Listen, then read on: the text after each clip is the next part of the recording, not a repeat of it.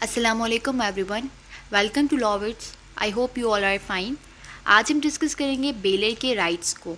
जैसे कि इससे पहले वाली वीडियोस में हमने ड्यूटीज़ डिस्कस की बेलर की और बेली की, और मैं साथ आपको बताते चलूँ कि अगर आपने ड्यूटीज़ एक बेली की पढ़ी हैं तो वो ही राइट्स होते हैं बेलर के। इसी तरह वाइस वर्सा है कि अगर आपने ड्यूटीज़ एक बेलर की पढ़ी हैं तो वो राइट्स होते हैं बेली के ही। ठीक है। अच्छा, जैसे हम पहले पढ़ चुके हैं ड्यूटीज़ बेली की, तो अगर अब हम यहाँ पर राइट्स पढ़ेंगे तो वो सेम ही होंगे तकरीबन, लेकिन आपको पता चलेगा कि किस तरह से वो एक ड्यूटी थी और अब राइट बन जाता है एक बेलर का। वो ड्यूटी लेकिन बेली की थी। ठीक है।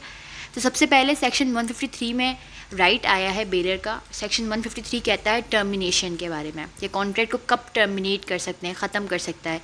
ये बेलर का राइट कब अराइज होता है कि वो किसी भी टाइम जो है वो टर्मिनेट कर दे। ये एक पर्टिकुलर सिचुएशन होती है, और वो सिचुएशन क्या है, वो ये है कि a contract of bailment is avoidable at the option of the bailor if the bailee does any act with regard to the goods bailed inconsistent with the conditions of the bailment.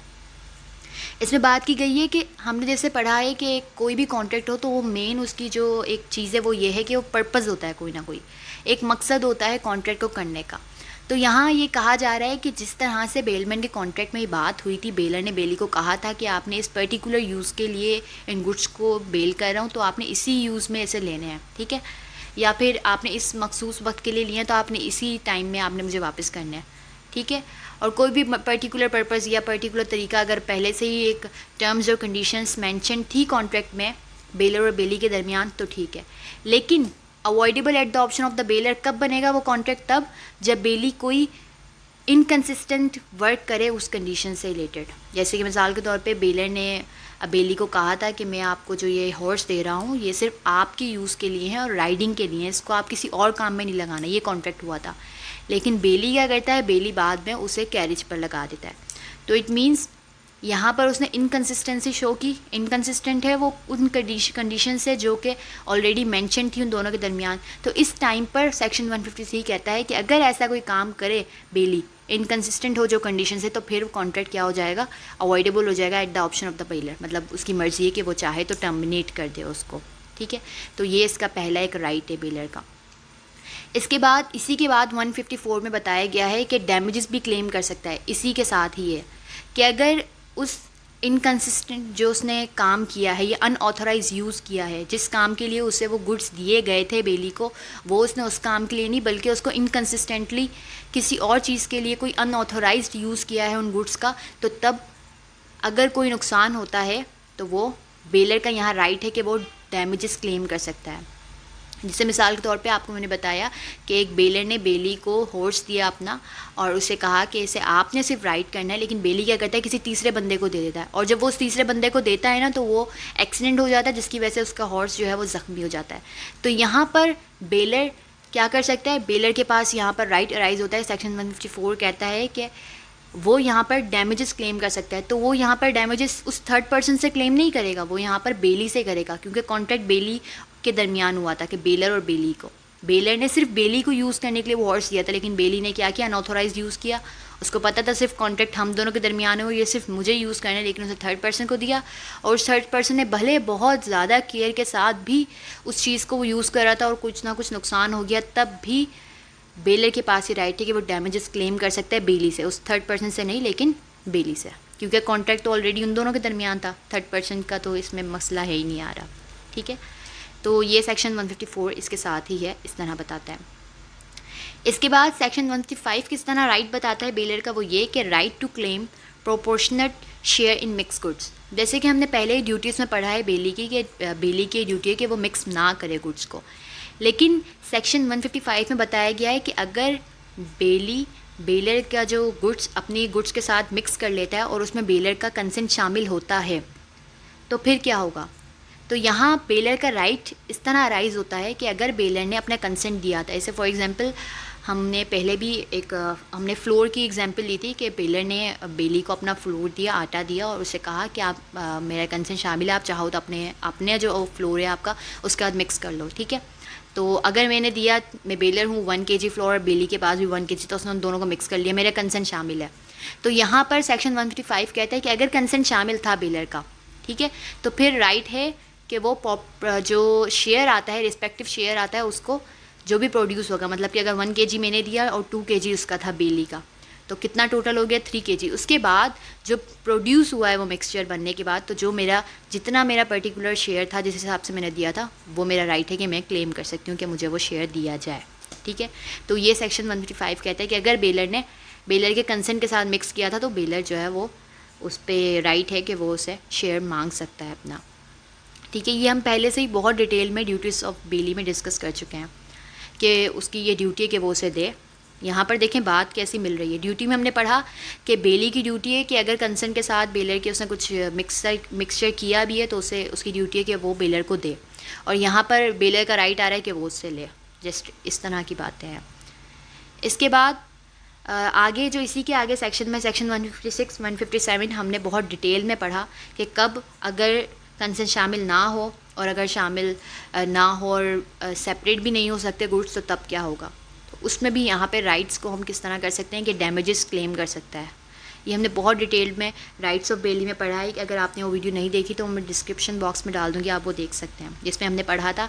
जैसे कि section 155 में हमने पढ़ा कि अगर शामिल उसका consent शामिल है बेलर का, और जो मिक्सचर प्रोड्यूस हो रहा है उसमें उसको शेयर मिलेगा। ठीक है, लेकिन सेक्शन 156 कहता है इसके बाद कि अगर बेलर का कंसेंट शामिल नहीं है, बेलर का कंसेंट शामिल नहीं है और गुड्स ऐसे हैं जो अलग भी हो सकता है। जैसे कि हमने आटे की बात की, तो आटा अगर मैं अपना कोई फ्लोर दे रही हूँ और सामने वाला दे रहा है और मिक्स कर रहा है, तो वो तो अलग हो ही नहीं सकता। अब मिक्स करने के बाद वो पता थोड़ी चलेगा कि ये वाला मेरा, ये वो उसका है। लेकिन अगर इसमें ये वाली बात हो कि मैंने दिया है, मैंने उसे दी है शुगर और सामने वाले का है फ्लोर, तो वो तो छान कर हम अलग कर सकते हैं। तो ये इसी तरह बात हो रही है। मैं एग्जांपल दे रही हूँ, जस्ट बहुत सारी चीज़ें हो सकती हैं सेक्शन 156 की, कि अगर उस इफ़ेक्ट क्या होगा मिक्सचर का अगर बेलर का कंसेंट शामिल नहीं था, ठीक है, और गुड्स जो है वो सेपरेट भी हो सकते थे, तो फिर भी अगर सेपरेट करने के दौरान भी, भले शुगर है और वो फ्लोर है, फिर भी अगर सेपरेट करने के दौरान कोई भी डैमेजेस हो जाते हैं उस चीज़ को, तो फिर भी यहाँ पर बेलर का राइट है कि वो डैमेजेस क्लेम कर सकता है। ये सेक्शन 156 कहता है। इसके बाद सेक्शन 157 क्या कहता है। सेक्शन 57 भी इसी तरह बता रहे हैं कि किस तरह से आप डैमेजेस को क्लेम कर सकते हैं। उसमें क्या है कि अगर बेलर का कंसेंट शामिल नहीं है और गुड्स जो हैं वो सेपरेट भी नहीं हो सकते, मतलब कि बेलर का कंसेंट शामिल नहीं है। अभी वही वाली बात कि मैंने अगर उसे फ्लोर दिया था और मैंने कहा था इसे अलहदा रखना, किसी के साथ मिक्स नहीं करना, लेकिन वो मिक्स कर देता है और उसे तो हम अलहदा कर भी नहीं सकते, सेपरेट कर भी नहीं सकते, तो फिर यहाँ पर क्या राइट है बेलर का। फिर सेक्शन 157 कहता है कि उसका राइट ये है कि वो कंपनसेट कर सकता है जो भी उसे लॉस हुआ है। वही मतलब मेन बात यहाँ पे है कि बेलर का राइट है डैमेजेस क्लेम करना अंडर सेक्शन 155 भी, 56 भी एंड 157 भी। ठीक है जी।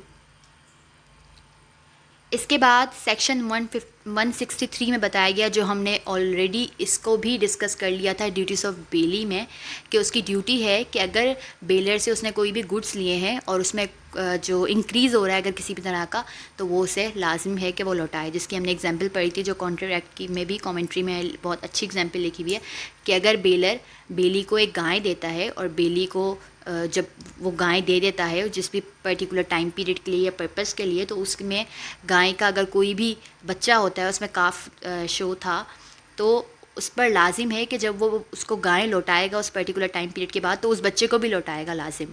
ठीक है, बेली की क्या थी ये ड्यूटी, हमने पढ़ी थी ड्यूटीज़ ऑफ बेली में।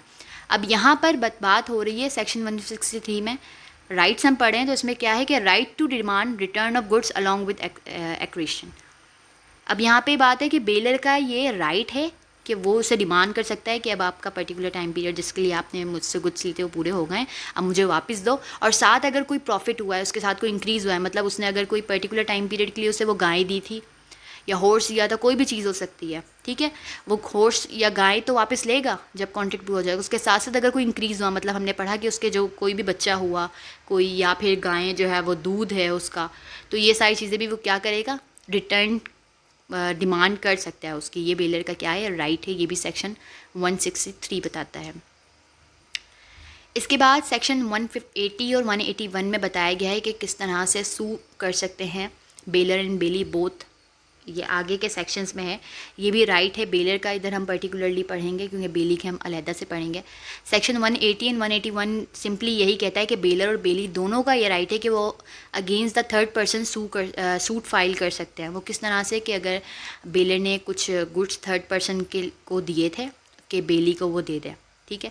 लेकिन जो थर्ड पर्सन है वो उसे चोरी कर लेता है या देता नहीं है, तो यहाँ पर भी बेलर और बेली दोनों मिलकर चाहें तो उससे सूट फाइल कर सकते हैं कोर्ट में, ठीक है। और सूट फाइल करने के बाद जो भी आपको कंपनसेशन मिल रही है वो सेक्शन 181 बताता है कि वो दोनों बेलर और बेली अपने शेयर के हिसाब से वो दोनों बांट सकते हैं, ठीक है। अच्छा जी, इसके बाद लास्ट जो उसका एक राइट है किसका, बेलर का, वो ये है कि अगर जो बेलमेंट है वो ग्रेचुअसली हुई थी, जिसे हमने पहले भी डिस्कस किया है कि एक हो सकती है कि गुड्स जो हैं वो बेलर ने अपनी मर्ज़ी से दिए थे, ठीक है, उसमें कोई भी कंसिडरेशन शामिल नहीं थी, ग्रेचुअसली था उसका। तो यहाँ पर भी बेलर का राइट होता है कि अगर बेलमेंट एक ग्रेचुअस हो रही है, ठीक है, तो फिर उसका ये राइट है कि वो किसी भी टाइम पर, in case the goods are lent gratuitously, the bailor has the right to demand their return whenever he sees fit. यहाँ पर ये नहीं हो सकता कि एक पर्टिकुलर टाइम पीरियड जब ख़त्म होगा तब ही बेलर डिमांड कर सकता है। अगर ग्रेचुइटस बेलमेंट है तो फिर बेलर का जब दिल चाहे वो उन गुड्स को रिटर्न के लिए उससे डिमांड कर सकता है कि अब मेरे गुड्स आप वापस कर दो, ठीक है। लेकिन वो अलहदा बात है जो हमने आगे पहले भी पढ़ चुके हैं कि अगर उसके एकदम से रिटर्न करने की डिमांड की वजह से बेली को कोई नुकसान हो जाता है तो वो यहाँ पर उसे इंडेमनीफाई करेगा, ये हमने पढ़ा था ड्यूटीज़ में, ठीक है। लेकिन हम यहाँ पर सिर्फ राइट्स की बात कर रहे हैं बेलर की, तो मेन एक ये राइट ये भी है, ये हमने सिर्फ ऊपर वाली इस लाइन को देखना है कि the bailor has the right to demand their return whenever he sees fit. मतलब अगर हम इस बात को कहीं लिखेंगे भी किसी एग्जाम में तो हम ये लिख सकते हैं कि इन अ ग्रेचुइटस बेलमेंट, बेलर के पास ये राइट है कि वो किसी भी टाइम पर, एनी टाइम, उसमें कोई भी यहाँ पे कंडीशन नहीं है कि जो टाइम पीरियड के लिए मांगा था या नहीं, अगर कंसिडरेशन थी ही नहीं किसी भी तरह की, वो ग्रेचुइटस बेलमेंट थी, तो फिर बेलर के पास ये राइट है वो किसी भी टाइम उससे उसकी डिमांड कर सकता है कि ये मुझे चीज़ अब मुझे मेरी वापस कर दे। वो अलहदा बात है, हमने पहले पढ़ ली कि उसके एकदम से रिटर्न डिमांड की वजह से बेली को कोई नुकसान हो रहा है तो उसे वो इंडेमनीफाई करेगा, ठीक है जी। तो ये थे राइट्स, उम्मीद है आपको समझ आया होगा। और इसके साथ साथ मैं लाजमी जो ड्यूटीज़ ऑफ बेली हैं उसे मैं इसके साथ उसकी लिंक डिस्क्रिप्शन बॉक्स में डाल देती हूँ ताकि आपको और अच्छा समझ आए। जज़ाकुमुल्लाह खैरा।